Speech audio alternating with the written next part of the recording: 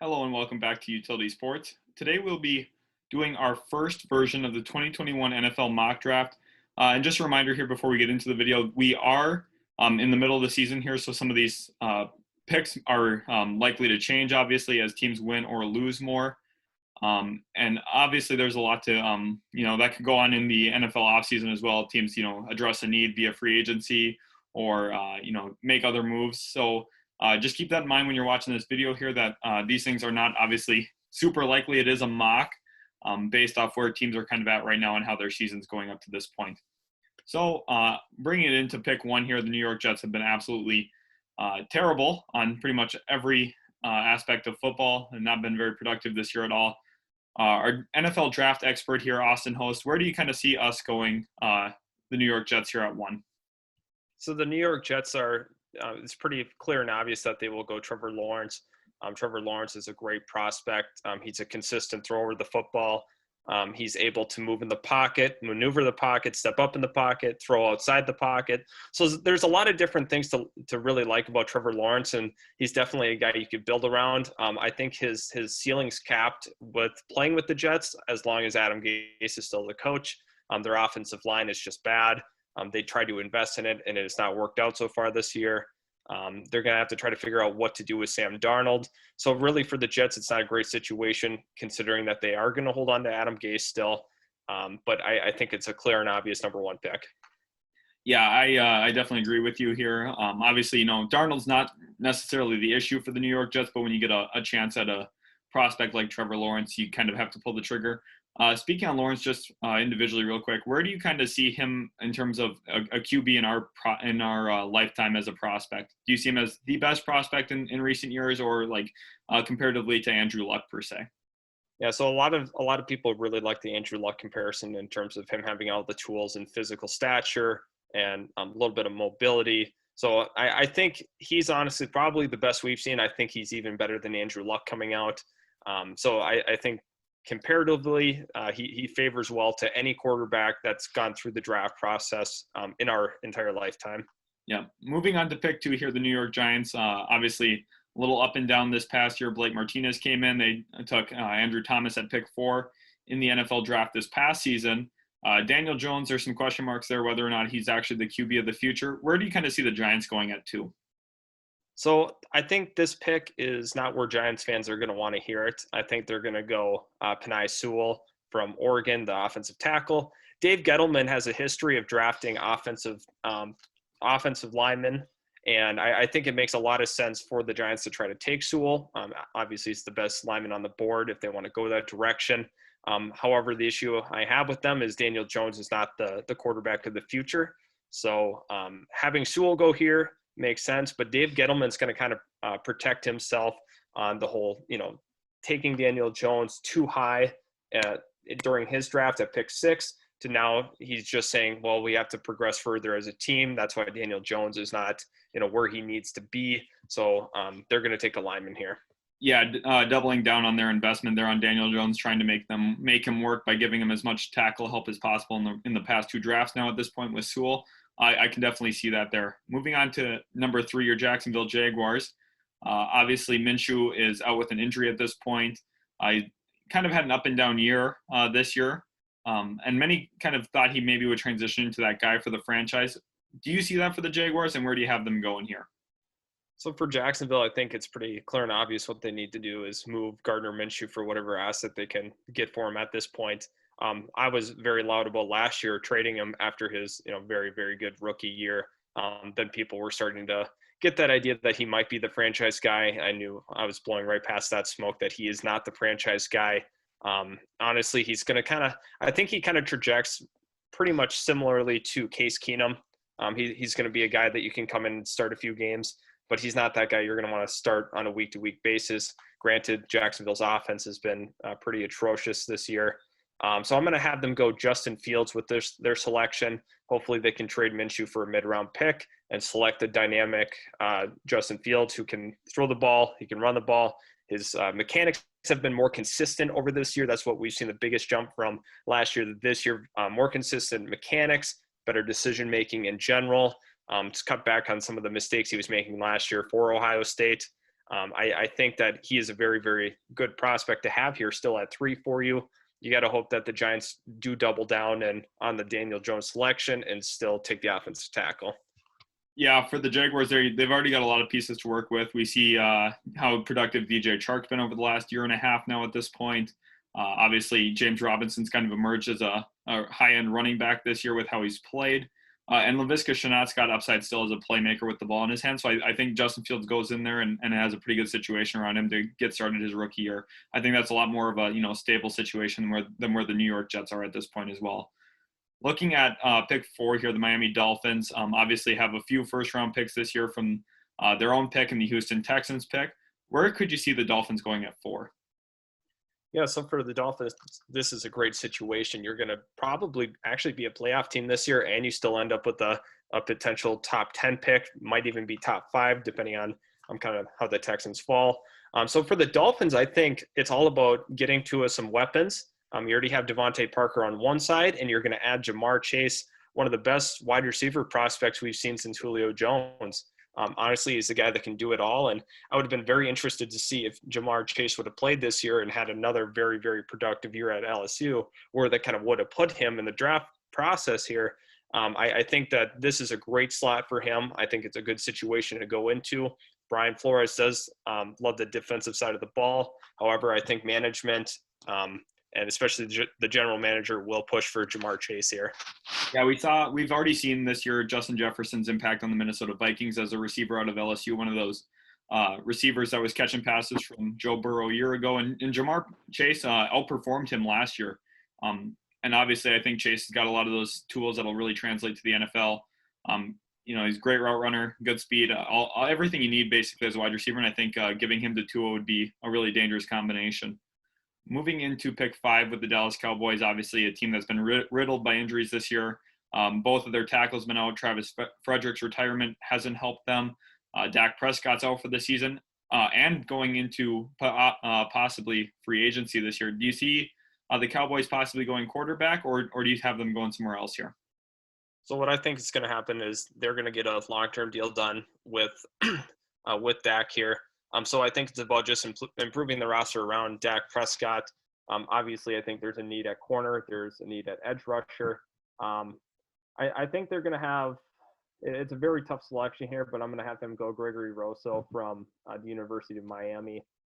He's a guy that – he's a big impact player on the defense, and I think it makes a lot of sense for Dallas to get some more pass rushing help. Obviously, they have Lawrence, but I think they definitely need to boost up their defense as they're historically bad this year defensively. Once they get some of their linebackers back and everything, it'll be okay. But honestly, they tended to the offensive side of the ball last year when they went with Lamb in the first round. They also came back and got Diggs in the second round for the defensive side of the ball, but he has been an absolute bust. He's one of the worst coverage corners in the entire league so far this year. His grades have just been terrible through PFF, and just watching him play on any given Sunday, given that Dallas is always on, you should be able to see Diggs get burnt at least 3 times a game. So with that being said, I think that corner could have been a need here. However, I think they'll opt for the edge rusher, just going off of historically where they like to take their edge rushers is generally towards the top of the draft. Yeah, the Cowboys are going to be one of those teams that are a little interesting to watch for the next few years because they've got already so much money dedicated to obviously Zeke and Amari Cooper and DeMarcus Lawrence, like you had brought up. And I think that they're going to be a team once they commit to Dak Prescott, which is what I also believe, will kind of have trouble really piecing together the rest of the roster, and will have to really hit on a lot of their draft picks. So starting right here with Rosso, I think that's a great selection for them. And now moving into pick 6, the Atlanta Falcons obviously fired their GM Thomas Dimitroff and head coach Dan Quinn. Really up and down year. They could have easily been around a 500 team at this point with the games that they've blown. But at this point, they find themselves selecting around pick 6. Where do you see the Atlanta Falcons going? So the Atlanta Falcons can go a number of different ways. We don't know who's the general manager. We don't know who the head coach will be. So we have no historic data on who they would opt to select. It all depends on that. So generally when a new general manager comes in, it's best player available. And currently Micah Parsons is the best player available for the Atlanta Falcons. I don't think there's any player that is really safe on that Falcons roster up and down So I'm going to have them go best player available, Micah Parsons. He's a sideline-to-sideline linebacker. He has pretty good coverage skills, and he's got a gift at stripping the football. So honestly, if you can get Micah Parsons at 6, you're early winner in this mock. Yeah, like you had mentioned, definitely comes down to who their head coach is. But imagine them in a 3-4 with Parsons and Deion Jones next to each other in the middle. That's pretty terrifying. And obviously, Deion Jones could be on his way out too via trade, depending on who comes in and kind of what the direction they want to take there is. But I think Parsons fits in either way, like you had mentioned. Looking at 7 here at the Washington football team, roster changes are definitely going to be coming here. Some questions around quarterback. They were shopping Haskins at the trade deadline, didn't end up getting something done. Obviously, Kyle Allen just underwent injury, a severe injury, that is, and now Alex Smith is going to likely be their starter for the foreseeable future. Do you see Washington addressing that quarterback need? Yeah, I think it's pretty clear and obvious that Washington needs to go quarterback here. I think there's a couple of guys on the board that might not be brought up. There is Trey Lance, who would be pretty much the obvious selection here. Kyle Trask is kind of following the Joe Burrow trajectory on where he was kind of a no-name prospect. All of a sudden, we're talking first round for him. And we're also looking at Zach Wilson, who's had a great year at BYU, and he's a big reason why they're in the top 10 in college football. So I think a lot of those guys are still in play. I'd like to kind of see Zach Wilson finish out the season strong. He could be a player anywhere in the top 15, but I will opt to go with Trey Lance. Something concerning, his one and only game this year, I think he only threw for 142 yards it was. Not a great showing. And if you're him, you're kind of wishing you had that game back and maybe didn't even play that game.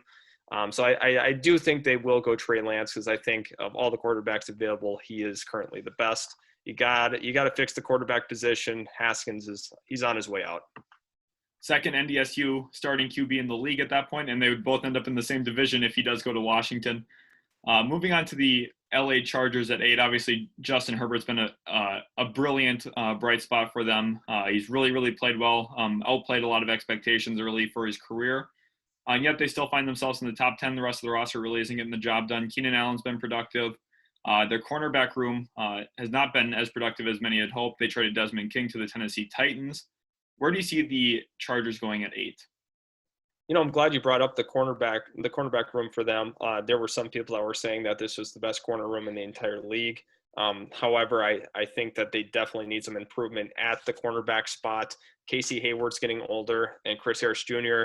is getting older. And I think that there's a desperate need at corner. Their defense has been really up and down this year. We're going to have them going with Patrick Surtain II. He's a good man coverage guy.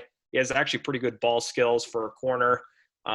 He's got the ideal size that you want too. I think he's kind of in that 6'2" range, long arms, and he's the ideal corner that you'd want to take and try to fix that defense. And I think the Chargers will kind of turn it around next year as they fire Anthony Lynn and kind of make some other structural changes within the organization. I think this is a great fit for Surtain to land. Yeah, definitely. We're going to see kind of a retooling and changing of the guard here for the Chargers around Justin Herbert and kind of what his time window will be looking like for the next 10 to 15 years with how he's played his rookie season so far. At 9, we got uncharted territories for Bill Belichick and the New England Patriots. On the topic of changing of the guards, the departure of Tom Brady has not served them well up to this point. Really up and down year. Obviously got Monday Night Football tonight against the Jets, so I'm sure they'll put on a little bit of whooping here and maybe move this pick up a little bit further out of the top 10. But at this point, they're picked 9. Where do you kind of see the Patriots going? Obviously, some need for playmakers out on the edge. Could use a linebacker to replace Kyle Van Noy, who they lost, and definitely just a lot of different places they could be looking. Yeah, so the Patriots are by far of the top 10 the hardest pick to project, just with the lack of track record, a lot of uncertainty with contracts. They were looking to ship certain players, but didn't. So did they like them? Did they not like them? Was there not a market for them? Ultimately, I actually think that the Patriots will elect to go with Zach Wilson from BYU, the young quarterback. I think he's a guy that definitely fits what they're looking for. I think he could be a very, very nice player for Bill Belichick in that system. I really like the Zach Wilson to New England. He's a project quarterback. I think that's the direction they'll go. I think Bill Belichick's going to kind of protect himself on why he couldn't win this year, because he didn't have that quarterback. I don't know if he's going to run it back with Cam Newton. And is Cam Newton going to say, well, I'm worth more than you're offering? Because New England generally likes to lowball players in contract negotiations. And I don't know if they're going to be willing to pay a guy who had a pretty tough season overall. So I really like the Zach Wilson to New England pick. Yeah, Newton's lack of dynamism as a passer this year has kind of really hindered that offense. I believe that they had 3 passing touchdowns all year coming into tonight's Monday night matchup with the New York Jets. Obviously, it'll probably grow a little bit against that Jets defense. But I think QB is probably the position of need most notable for the New England Patriots. Looking at pick 10, the Minnesota Vikings, Kirk Cousins did get an extension this past year. Dalvin Cook's been running like a monster. They got really good weapons out wide. They're probably one of the better teams to be in the top 10 here at this point. And it's possible we could see them even move up to around 16, 17-ish after a really, really slow start this year. Where do you kind of see the Vikings going if they were to stay in the top 10? Yeah, so for the Minnesota Vikings, I don't think they'll hang around this area. I think they will move back in the draft in terms of once they win a little bit more. I think that a glaring issue after the departure of Trey Waynes and Mackenzie Alexander and inserting some of these younger corners is that they just don't have any cornerback play. And I think the leash for Mike Hughes is pretty much up. He's got injury concerns. He hasn't played well. So I think they're actually going to go Caleb Farley, who is actually I believe he opted out this year, and he is still going to hover around this top 10 range. So Caleb Farley is a great pick for them. He's a pretty good man corner. He's a versatile corner as well. He's not the biggest corner. I would have to check on his size. Oh, no, he is 6'2". I apologize. He is 6'2". But this guy makes a lot of sense for the Vikings trying to fix the back end of that defense, which has been absolutely atrocious. Yeah, assuming Mike Zimmer is coming back as head coach again after this season, it'd be hard to, kind of dissuade him from taking a cornerback this high anyway. Obviously, good track record of taking a lot of corners. I think that's a very safe mock selection there for the Minnesota Vikings. Looking at Cincinnati here at pick 11, obviously really outperformed where they were at last year. Quite a bit of the Joe Burrow effect. Obviously added a couple defensive players in free agency as well, and just looked like a lot more, competitive of a football team at this point. Questions could be whether or not they're going to go out and get a weapon for Joe Burrow, or they're going to try and stack up that defense a little bit more. Where do you see the Bengals going here at 11? The Bengals, I think, could look honestly both sides of the ball. I think Dylan Moses makes a lot of sense to put next to Logan Wilson and to honestly fix that linebacking group, because it is not good with guys like Josh Bynes in the mix. So I'm actually going to have them go with Dylan Moses. I thought about the Jalen Waddle fit here possibly with AJ Green leaving, but I think they're going to kind of feel comfortable with their wide receiver group. Honestly, I think they need to kind of fix that defense, because they really can't keep running out Josh Bynes on a week-to-week basis. So I really like the fit for Dylan Moses going to Cincinnati. Yeah, definitely. I think that linebacker, you kind of hit it on there. Wilson's obviously been a very competent player that they added in the third round this past year, but I think that they still got work to do on that side of the football and trying to, really build more of a competitive team around Joe Burrow. At pick 12, Carolina, obviously really, really productive offensively this year. They got a young defense, took only defense in the draft last year. Do you see that trend continuing here for the Matt Rule era, or do you think that they're going to address offense? Yeah, I think honestly they should address offense. Like they obviously, like you said, went heavy defense.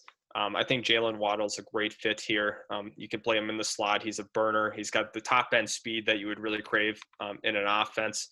If you add him to the current group of Panthers, I think that's great, because you can kind of push Curtis Samuel out of his current role and kind of insert Jalen Waddle, who's extremely explosive.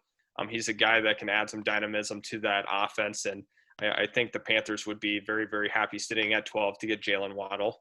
Yeah, I think Waddle, in a really strong receiving class, has a lot of high upside just based on his athleticism, like you were mentioning, his speed. Do you think that there's any chance Carolina looks at a QB this year, or do you think that they're pretty set on Teddy? I think from what they've seen so far, I think that is a fair question to ask. I believe that they will stick with Teddy Bridgewater another year until he gets closer to his contract year. Obviously, he signed a 3-year deal. I think in years 2 and 3 that they would look a little closer. It's interesting to bring up at this point, but I think they will elect to keep Teddy Bridgewater for at least another year. Yeah, I definitely think that's the route they're going to go as well, especially, around pick 12, if there's already 3 or 4 QBs off the board, taking the 5th QB in the top 15 selections probably isn't quite the move for a team that still has a few more pieces to add all around the football field. At pick 13 here, the Detroit Lions, obviously Matt Patricia's been on the hot seat for a while, so we could possibly see a coaching change. Just lost to the Minnesota Vikings this weekend, giving up a lot of rushing yards to Dalvin Cook. Where do you see the Lions going? Do you think they're going to bolster up that Patricia defense, or do you think they're going to address offense? I think they're going to – I believe that the Lions think that they can get by currently offensively with who they have. I think they're actually going to go Shaun Wade, who's a highly regarded corner from Ohio State. A lot from what we've seen from him through his college career is he's been playing primarily out of the slot. He's a press man guy. I think that makes a lot of sense for a Matt Patricia-led defense, which obviously stems from the Bill Belichick. They love their guys that can press, and I think it makes a lot of sense for Detroit to go corner. Honestly, they could develop a really nice defense with Okudah and Shaun Wade. They obviously have a history of drafting Buckeye corners, and I feel like they're pretty happy with their prior selections. So I think they're going to try to develop a great defense and just have a so-so offense, and maybe think that would be the winning formula. Yeah, a Wade Okudah reunion here in Detroit, I definitely think could be possible. I still think the Lions need to make a lot of improvements on that end of the field, on that side of the ball, rather. And I think Wade is a good starting point for that to build off of Okudah. At 14 here, the Denver Broncos obviously drafted Jerry Jeudy in the first round last year, and also added a few more wideouts later in the draft. Do you think that they're going to look to add even more weapons around Drew Lock, possibly a tackle, or even replace Drew Lock at this point with limited sample size, or do you see Denver going defense? Honestly, it's pretty tough. I think Denver's going to probably want to build up their defense. I think they'll end up going with Marvin Wilson here from Florida State. They definitely need to address that defensive side of the ball. It's not what it used to be during the Peyton Manning era. It slowly has deteriorated for them. And honestly, I think they need to add a defensive lineman in the mix. Yeah, definitely. I can definitely see that there. Obviously, the injury to Von Miller hurts at this point, and he's getting up there in age too, so you're going to have to start planning for some more D-line help for the future. Looking at pick 15, the San Francisco 49ers, I do not believe that they'll be around this spot a couple weeks from now. I think that they'll probably move down a little bit further with how talented of a roster they have. Obviously, the injuries to Nick Bosa, though, does not help. Where do you think the Niners would go if they stick around this 15 range? Yeah, under the assumption that they stick around here, I think they're going to want to try to help out the offensive line a little more. They love to run the football. They love to power run the football, and I think Wyatt Davis really kind of fits what they're looking for. Obviously, they currently do not have a quarterback of the future. You could see them possibly going with a quarterback, but I think they're going to bolster their O-line, and they'll kind of just continue to pound the rock like they have over the last couple of years. And I think Wyatt Davis makes a ton of sense. Yeah, I definitely think, starts in the trenches there for San Francisco. They've shown that in years past, taking so many D linemen. And I think this is the year that they're going to really, transition to an offensive lineman selection. At pick 16, the Miami Dolphins on the clock yet again. Earlier in the draft, we had them go with Jamar Chase out of LSU. At 16, do you see the Dolphins taking defense here? It's an interesting thought. You feel like you should maybe upgrade the defense, but I'm going to go with a more controversial pick. I'm going to have them taking Kyle Pitts out of Florida. He's been, honestly, you could argue, the top player in college football this year. He is a mismatched nightmare for defenses. I don't feel like they believe in Mike Gesicki. But if you pair Kyle Pitts and Jamar Chase, arguably the two top offensive players that are non-quarterbacks in college football, watch out. This team could be stellar next year. Obviously, adding these kind of weapons to Tua, that would be insane. They should feel really, really good where they're at if this is how the board falls for them. Kyle Pitts makes a ton of sense, and he honestly could be within 2 to 3 years the top 5 tight end in the NFL. He's just got that kind of skill set. Yeah, with the transition to Tua, we've already seen him go 2-0 as a starter at this point of his career. And I'm sure that they're very optimistic after seeing where he's kind of been with his health and being willing to make that transition to him as their starter over Ryan Fitzpatrick for the remainder of the year. I think that the Dolphins are really going to look to really put a lot of pieces around him. and later in the draft could even be targeting a running back, really kind of overhaul that whole offense and get more playmakers around him.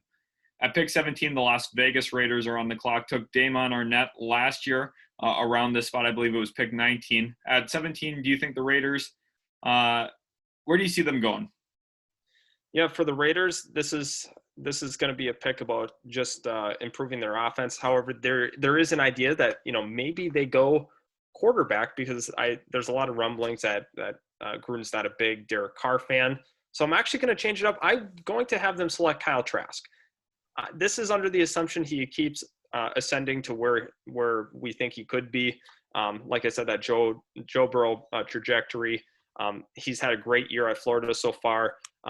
Obviously, like you see the rank there, 43, but I think it's very possible that he is a first-round quarterback, and I definitely think that the Raiders would consider taking him with this selection. Right, and that's one of those things, too, with one of these mid-year mocks.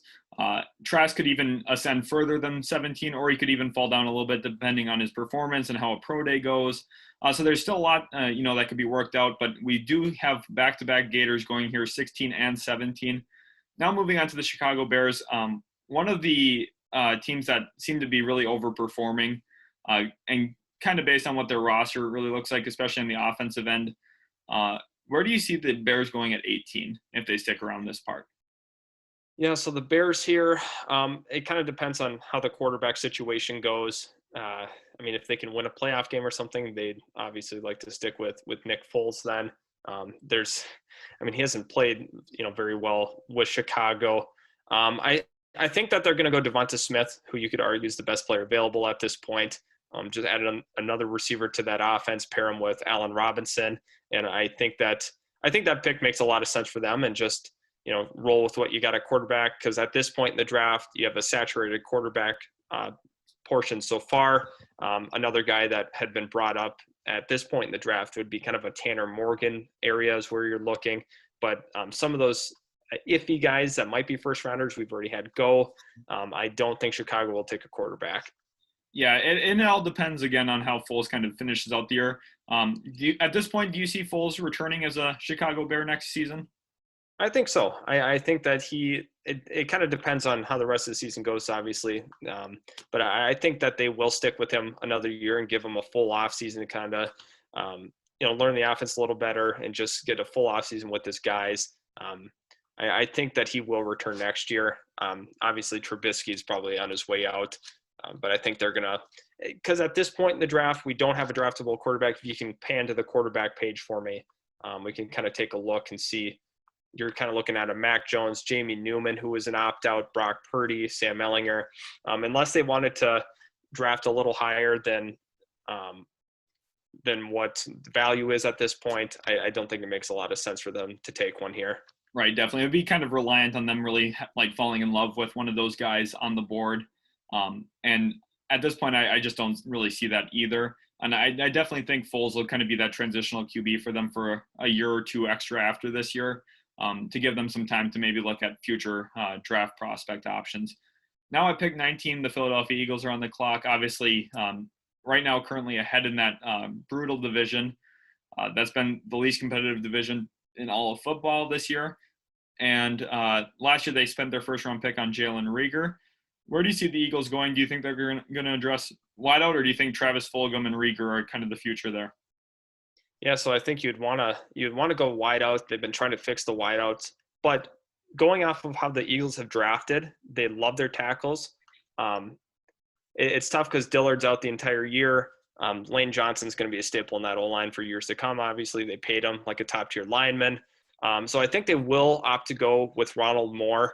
I believe Ronald Moore is 5'9". He's a shorter receiver. He can kind of work in the slot for you. I think that they do have to address the wide receiver position. Their offense has been brutal. They've been having issues at the tackle spot. So I thought about Alex Leatherwood, who's a strong offensive lineman who's can play a little bit in the pass game. But I think Ronald Moore just makes a lot of sense for the Eagles at this point in the draft.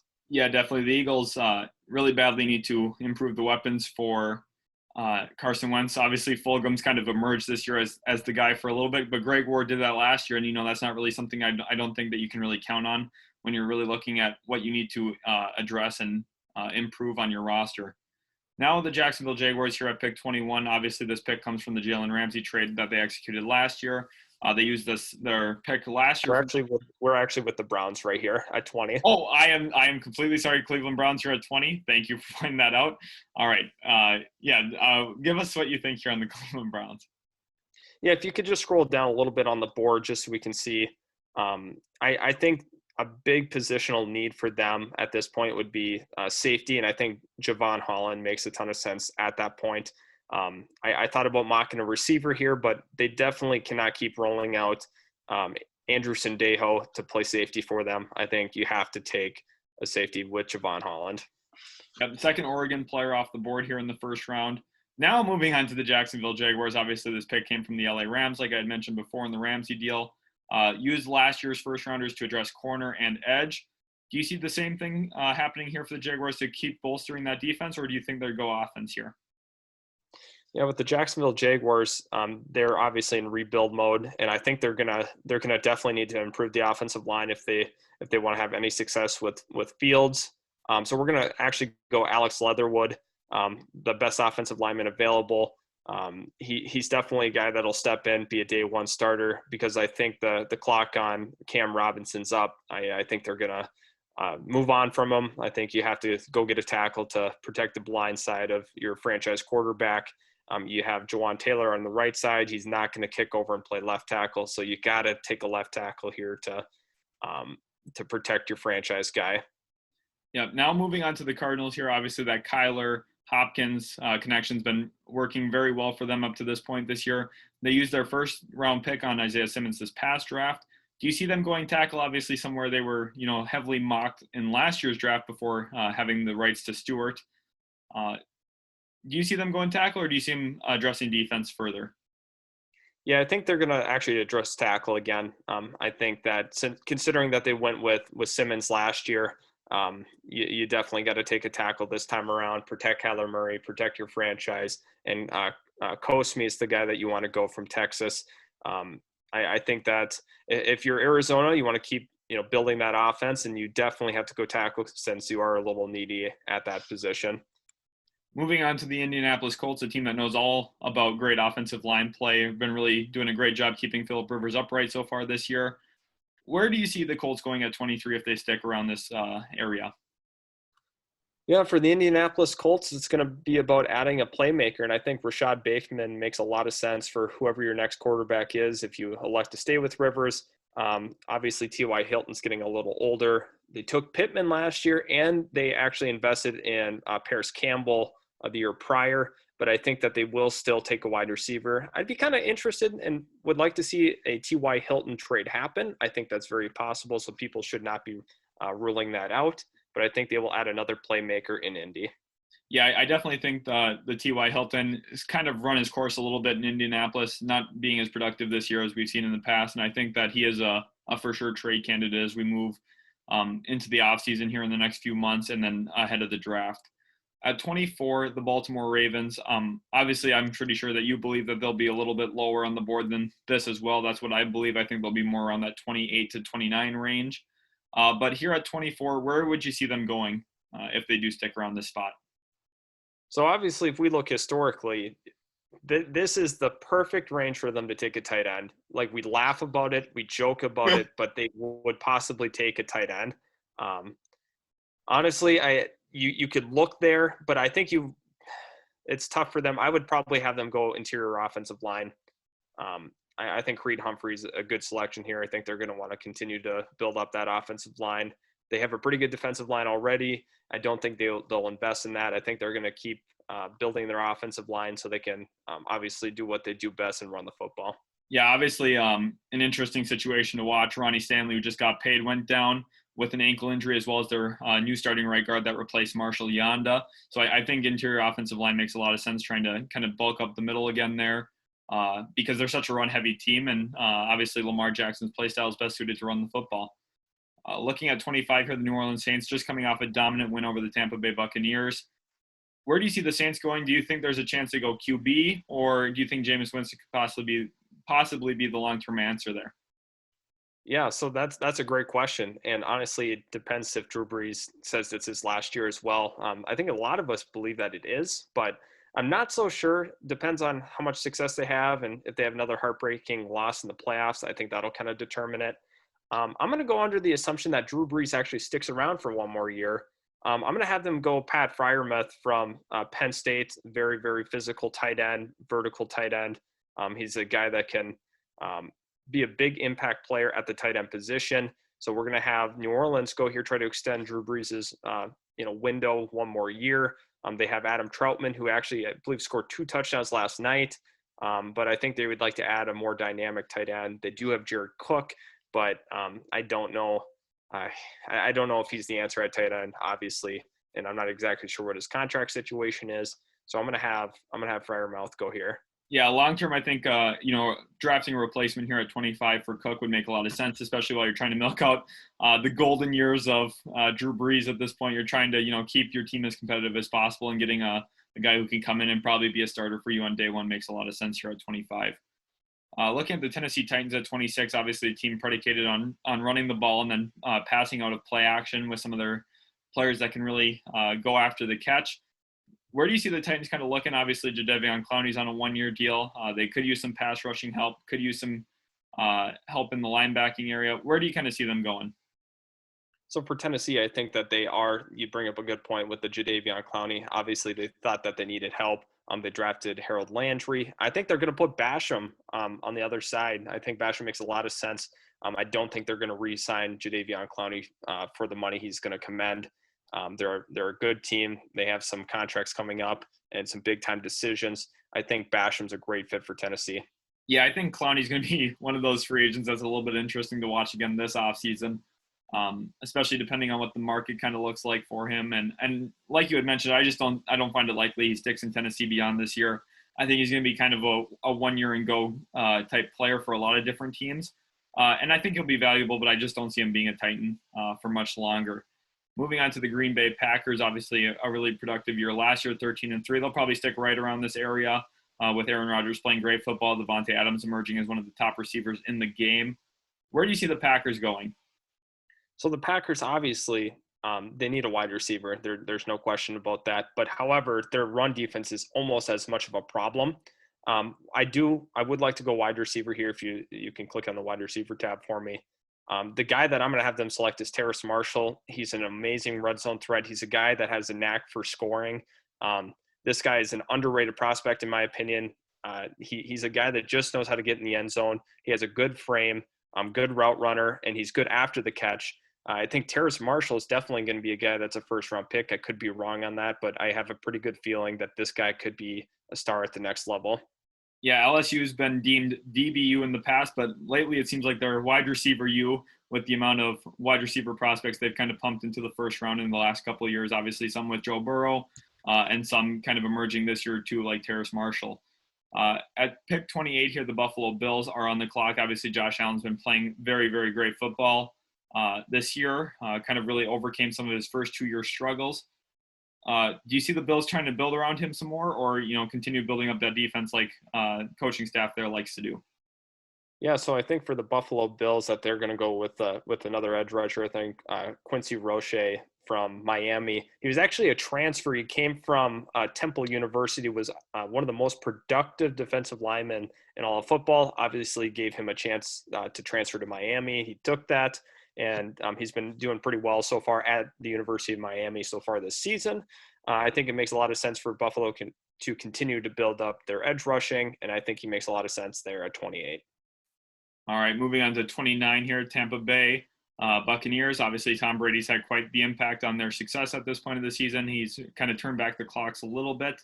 Again, he's leading the league in passing touchdowns coming into the week. I don't believe he is anymore after a down performance against the New Orleans Saints. However, they've been quite terrific offensively and defensively. Not a lot of needs on this team. Kind of more of a luxury pick possibly here, or just possibly a need depending on kind of what happens in the offseason prior to this. Where do you see the Buccaneers going at 29? So for the Tampa Bay Buccaneers, it's all about replacing a guy that might be on his way out, and that's Ndamukong Suh. I'm going to have them go with Christian Barmore from the University of Alabama. He's the guy that can step in right away and be an impact player for the Tampa Bay Buccaneers. I think with losing Ndamukong Suh, you have to refill that if you want to be a contending team the following year. They have the number one rush defense in the NFL, and I think you want to continue to limit the run. And I think by taking a guy that's going to replace Suh makes a lot of sense for you. So I'm going to have Tampa Bay go with Barmore here. Yeah, it kind of built up that winning culture there with Tom Brady and a winning strategy. Obviously, Arians is a really, really good head coach, and I think that makes a lot of sense. Stop the run first, and then they've got the cornerbacks that are competitive, can go one-on-one with a lot of different receivers, and I think that's a good draft strategy there for the Tampa Bay Buccaneers. Now at pick 30, obviously the Kansas City Chiefs could potentially be picking 32 again with how dangerous their offense is and how much their defense has even picked up in the last year and a half or so now at this point. Where would you see the Chiefs going here in the back end of the first round? Yeah, so honestly, you'd like to see them probably go corner at this point. Otherwise, you could look at edge rusher. I think we're going to have them go Tyson Campbell from the University of Georgia. They just need some more corner help. If you can, shore up the backside just a little more, they're going to be a very scary team. Currently, they're our favorite to win the Super Bowl. I think that Kansas City definitely needs another corner. Yeah, they've definitely, Patrick Mahomes is going to keep in a lot of games. And I think just continuing to improve that side of the ball, as long as you've got, Tyreek Hill, Travis Kelce, and Patrick Mahomes locked up like they do, you're going to be a good offense. So keep working on that defense and keep building. Now at pick 31, we have the New York Jets. Obviously, this pick comes from the Seattle Seahawks for the Jamal Adams trade. They also have a pick next year from that trade as well. And at pick 1, we had them select Trevor Lawrence. Do you see the Jets really trying to add pieces to Trevor Lawrence's offense or try and build up that defense a little bit to form maybe a more competitive football team? Obviously, Quinnen Williams could be a guy on the way out as well this offseason. Yeah, for the New York Jets, it really comes down to preference. I think you could look wide receiver. Trevor Lawrence is definitely going to need some more weapons. I think you could look at wide receiver. I also think that they would consider Walker Little, the tackle from Stanford, who was highly regarded in last year's draft until he said he was coming back to college. I think that hurt his stock a little bit considering he'll be 1 year older. He hasn't really gotten better. So I think if we go to the wide receiver position, I think that's where they're going to go. They're going to want a playmaker right away. Chris Olave from Ohio State is a guy that I think they'll go with. He's a deep threat. He's able to score. This guy is definitely a player that the Jets should be in on. He's having a phenomenal season with Justin Fields so far. If you watch the Ohio State games, he's arguably their second best player on that offense. I think that the Jets have to go wide receiver. They definitely need a tackle to obviously protect Trevor Lawrence, but I think you need to have a playmaker. You can't consistently rely on Jamison Crowder to make plays for you. And Denzel Mims is not going to be that guy every play that you can go to. I think that Olave makes sense here. Yeah, building up a core of weapons for Lawrence to utilize makes a lot of sense. The Jets, like we mentioned earlier, have a lot of rebuilding to do. Joe Douglas has kind of got a mighty task ahead of him. Obviously got a lot of draft capital, and he'll probably continue to make some more moves in the offseason to acquire a little bit more draft capital when he can. But there's only one way, and it's for the Jets to be going up. They can't really get much worse than where they're at right now, 0-8 at this point, and quite frankly haven't been competitive in a majority of the games. Now here with the last pick in the first round, the Pittsburgh Steelers are on the clock. Obviously, James Conner has played well for them, but he is going to be looking for an extension at some point here. Do we see a possibility for the 8-0 Steelers to do kind of what the Chiefs did last year and look for a running back at the end of the first round to get that fifth-year option, or where do you kind of see the Steelers going? Yeah, so I think Etienne's a great option here at 32. You also have to consider long-term, are we going to want a quarterback for Pittsburgh? Obviously, Mason Rudolph, we have seen, is not the answer long-term from the backup spot. If you want to pan to the quarterbacks here, just so we can kind of get an idea. Mac Jones has had a phenomenal year for the University of Alabama. Jamie Newman was an opt-out. He was actually a transfer from Wake Forest. So I think that pick would make sense to go quarterback possibly, but you'd also love to see Pittsburgh with a running back. So we're going to have them go with Travis Etienne. He's one of the most explosive players in college football. He's a guy that can hit the home run ball on any given play. And that's just a very Pittsburgh-like pick to get that fifth-year option and get a running back. Yeah, definitely. I love the Etienne pick there. He's really shifty, makes guys miss a lot, had the highest broken tackle rate last year. before deciding to come back to Clemson and play one more season with Trevor Lawrence. And I think that would be a kind of a home run pick for them. You don't have to commit a lot of money then to their running backs currently in Snell and Connor. And you kind of get to build up that offense while your defense is also super, super strong at this point yet. Hopefully you guys enjoyed the draft video here. Obviously a lot could change by the time we get to the actual NFL draft. So we will be making more mocks here. Let us know down in the comments below who your favorite team is, who you want them to pick, who you think they might pick. And don't forget to like and subscribe. We really appreciate your guys' support. And we're looking forward to making more videos for you guys.